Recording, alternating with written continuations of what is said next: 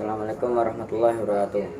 Alhamdulillahirabbil alamin wassalatu wassalamu ala asrofil anbiya'i wal mursalin wa ala alihi washabihi ajmain wa ba'du.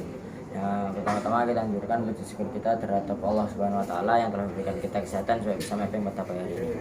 Dan rasa rahmat kita terhadap Nabi junjungan kita Nabi Muhammad sallallahu alaihi wasallam yang telah membimbing kita dari zaman gelap sampai zaman terang sampai sekarang. Dan yang terhormat Tabi Hanif Humida selaku pondok pesantren sebagai Maulana kita Masawa Masamek Neng Ria Neng Mila dan Bicara. Dan yang terhormat guru-guru yang telah mendidik saya sampai pintar seperti sekarang. Dan tidak lupa serta teman-teman saya, saudara-saudara saya, tetangga saya,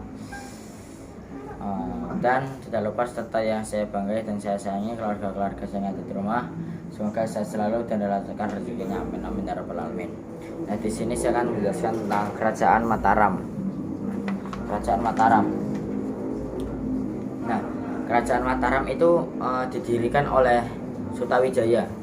Nah, Sutawijaya itu juga pendiri dan memimpin pada memimpinnya itu pada 1576 sampai 1601 Masehi.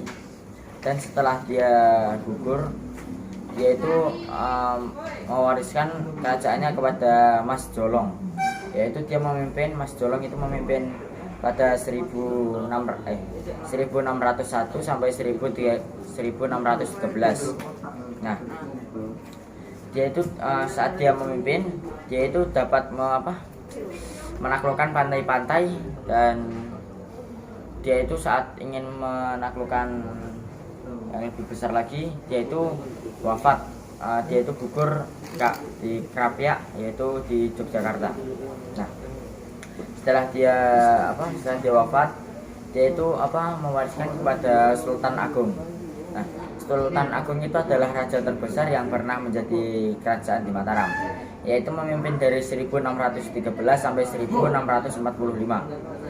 Nah, dia itu memiliki cita-cita yang sangat besar sekali, yaitu menyatukan Pulau Jawa, menyatukan semua Pulau Jawa.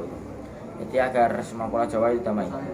Nah, saat dia itu menyatukan, dia itu wafat di Imigiri karena itulah, dan setelah dia meninggal, dia itu mewariskan kepada putranya, yaitu bernama Amangrat I.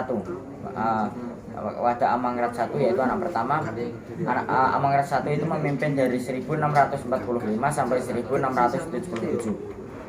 Nah, saat dia memimpin, dia itu dapat membangun benteng di Kerajaan Mataram. Jadi di Kerajaan Mataram itu ada tembok-tembok, itu ada benteng-benteng, itu didirikannya pada saat Amangrat I memimpin.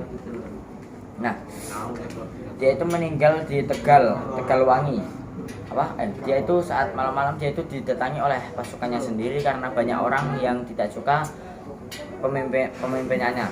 Nah, lalu dia itu karena luka parah, dia itu dilarikan ke Belanda, dan saat di Tegalwangi dia itu meninggal dunia.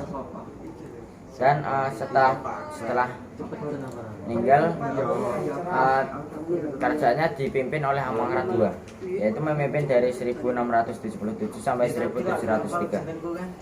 Nah, saat dia memimpin, Kerajaan Mataram itu diberi nama Kartasura, yaitu dan diganti. Dan saat dia wafat, dan setelah beberapa tahun diganti menjadi Giyanti, karena dan diganti yang memimpin lama-lama. Amangrat II itu meninggal dan diganti oleh Giyanti. Nah, karena Giyanti itu telah memiliki janji, jadi Kerajaan Mataram itu dibagi menjadi dua, yaitu Yogyakarta dan Ngayogyakarta. Nah, setelah itu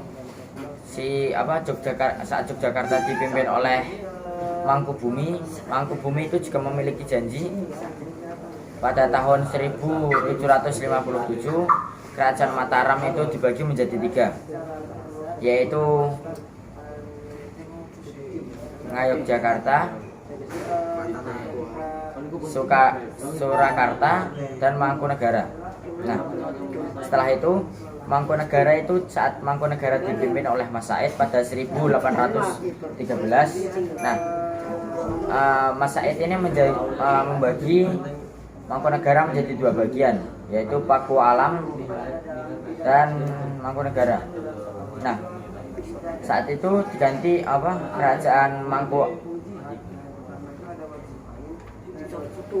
Mangkulaman itu dipimpin oleh Adipati